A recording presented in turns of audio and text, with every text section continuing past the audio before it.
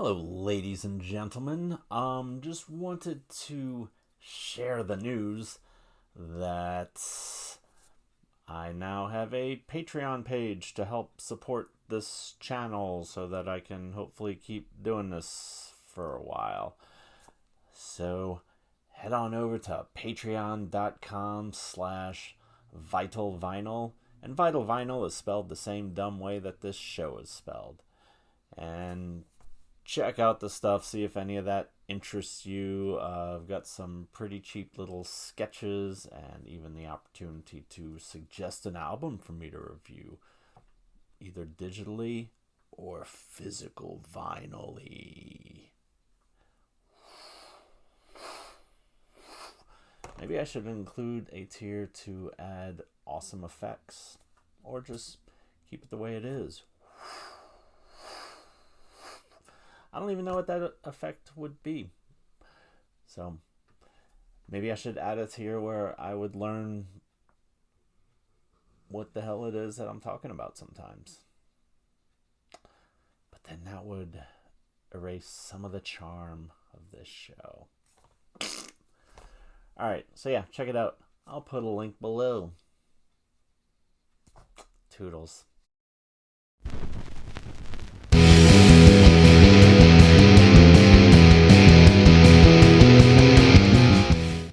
Alright gang, welcome to another episode of Vital Vinyl. Today I'm not doing so much the vinyl, but something that drives it. I just got in the mail a receiver, because my Technics receiver blew out on the left side, and so I found another receiver. This is a Pioneer SX-780, and it was kind of expensive, but not as expensive as they normally are, so I kind of took a chance on this. But it's got a 30-day return policy. So I figured I'd unbox it with you, as I did with the tape deck that did not end up so well. So hopefully this one will be a lot better than that.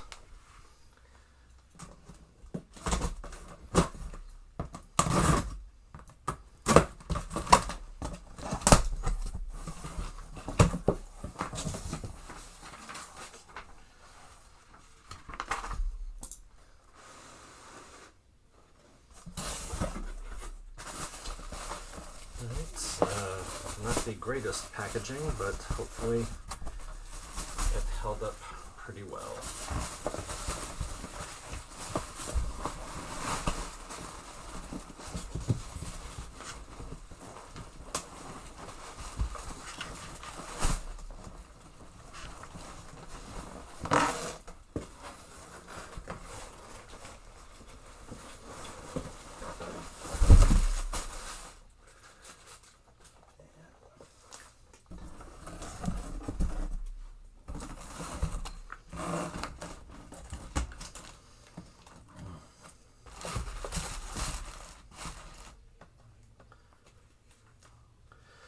Alright, so the veneer is a little banged up, and I could even feel some peeling on the other side, but really what I'm after is just good sound.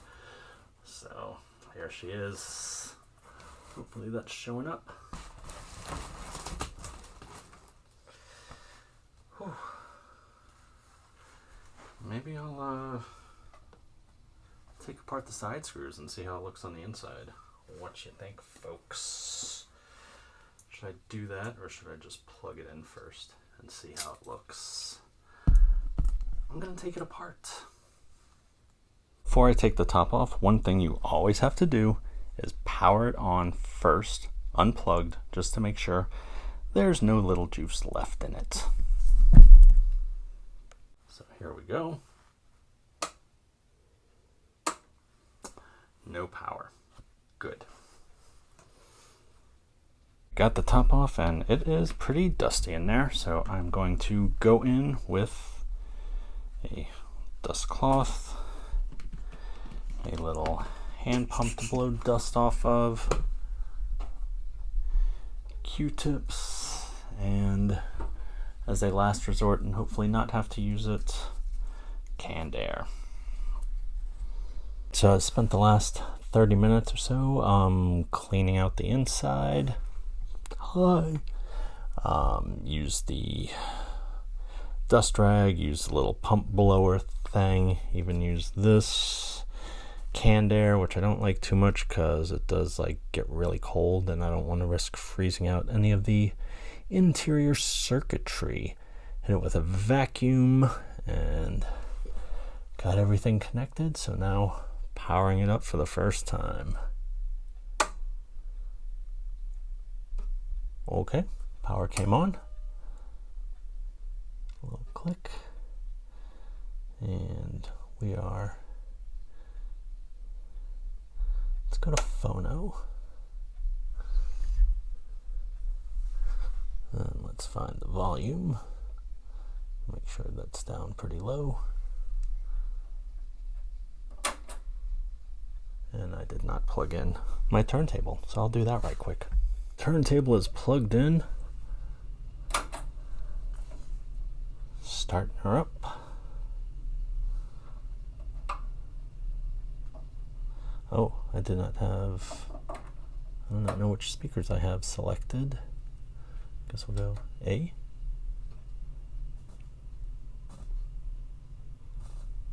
Alright, a little static in the knob.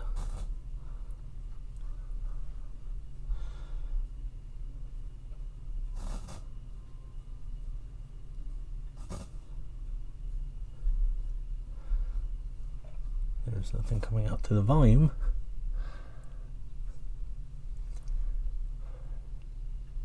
So make sure I have not even checked any of the controls, so I might even have the tape monitor on. I'm not really sure.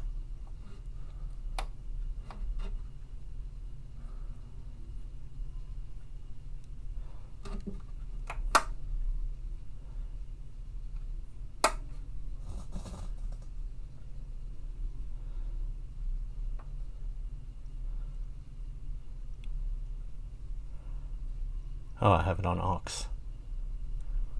So let's turn it down. Set it to phono. Oh no, that's FM. Alright. We've got sound.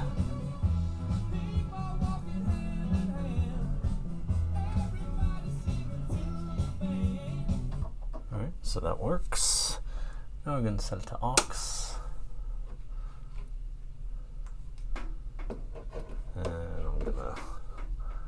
Play a little something through my phone.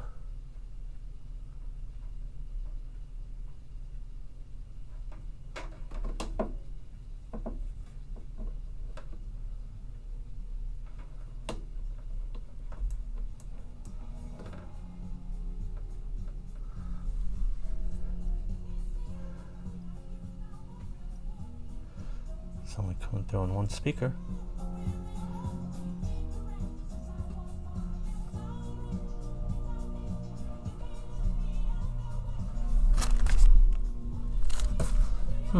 Interesting. Alright, I'll have to figure out why that's that. Seems to be working alright, so that's cool. I guess something just wasn't connecting right. But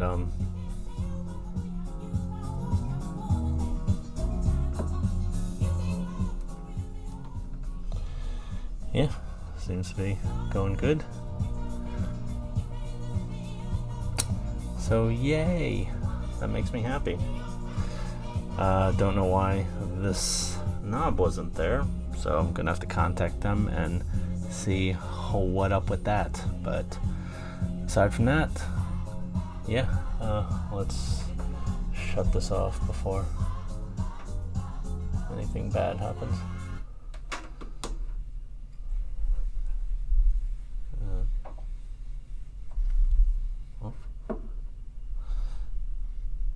Bring the record player back down. Put it on. Well, yeah, okay. Yeah, pretty rocking. Yay. Thanks. So this is the Pioneer SX-780. Sounds pretty good. Toodles. Whoa, camera angle change. Now it's down here so you can see how fat I am. All right, so this is a follow-up a few days later after getting that Pioneer SX-780 receiver. I've got it all hooked up. I know I was kind of stumbling through initially on what this do, how I make sounds, music, and stuff. And yeah, got it pretty much all figured out. So let's take a look at it. K. All right here, you got your power switch. Normally on the two other receivers I have, it's a little push button. On this one, it's a flicky uppy switch. And you know it's ready. Whoops. Haha. So, on this one, it's a flicky uppy switch. And you know it's ready when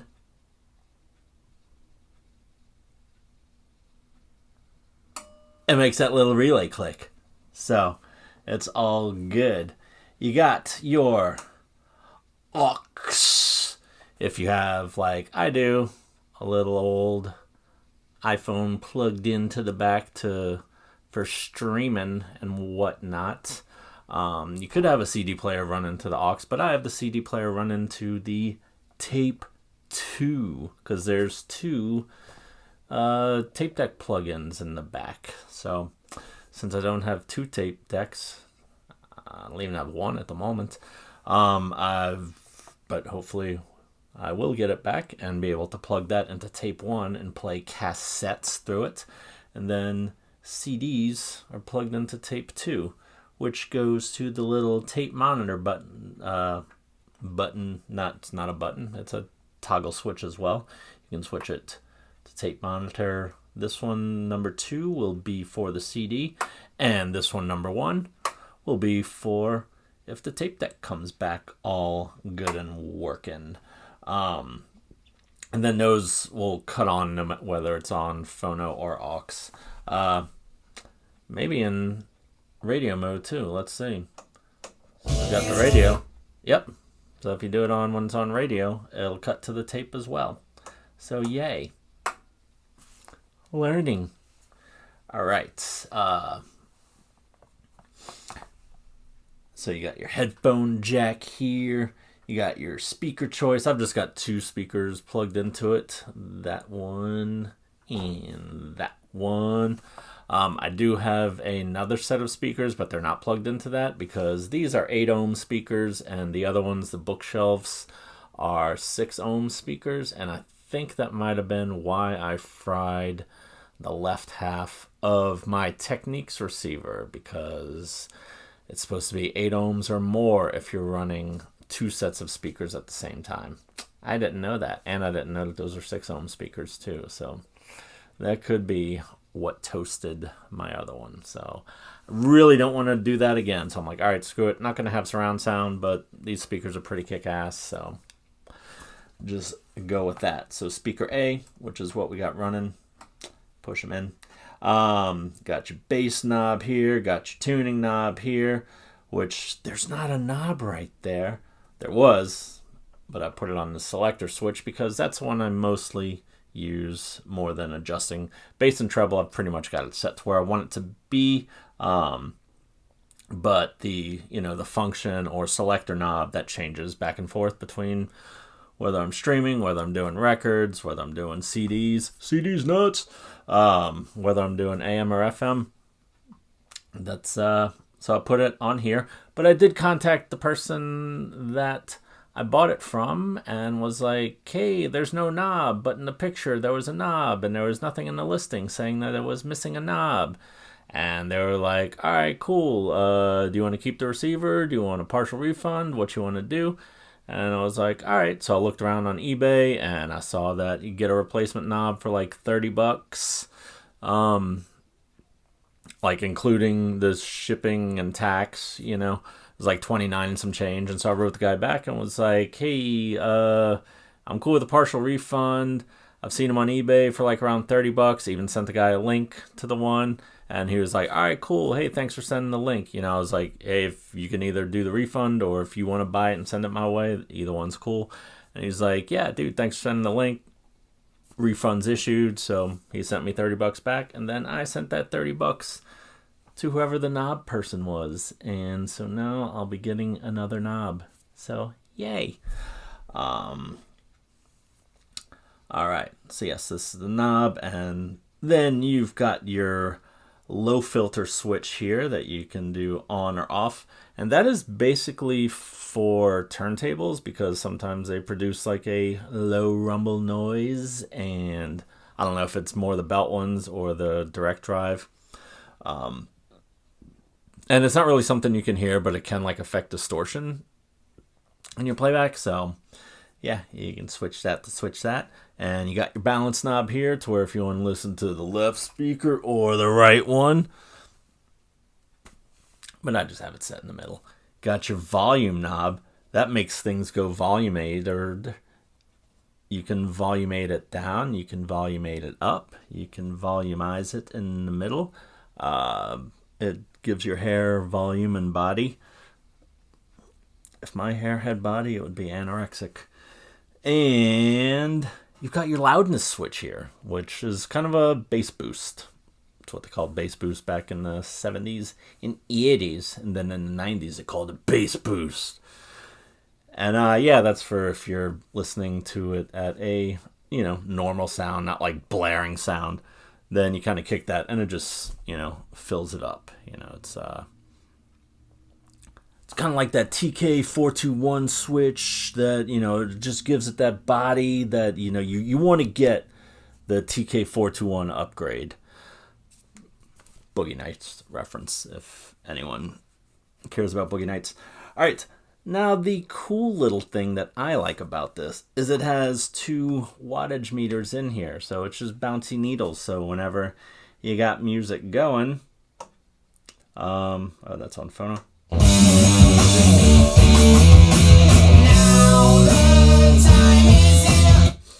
For the meters to appear. And it just kicks back a little while the music's going. I think that's neat. That's kind of one of my favorite things about old vintage stuff. Like even with my tape deck, when it wasn't working, I would have it plugged in and then I would just hit the little record button so that it thinks it's recording and then the meters were going on the thing. Because whatever, it's cool. Screw it, I don't care. So yeah, that is a wrap up of this receiver. Oh, and it's got, FM toonies. So I guess I'll turn the volume down and switch it to FM, but I'll turn it all the way down so that Ozzy doesn't show up and get mad at me for playing 3 seconds of a 50-year-old Black Sabbath song. All right. Yep, and so you just tune the little knobby, and when it kicks onto a station, the little stereo light lights up, so you know you're in stereo. And there's even an FM muting knob around here somewhere, which I believe... I thought it was supposed to reduce the static in the background. Yeah. So it's less like when you're tuning in, it's just like a little fit. It's a lot more staticky with it. The other way, yeah, like... Or this is a lot quieter in between stations, so... Alright, let's put it back on the Blizzard.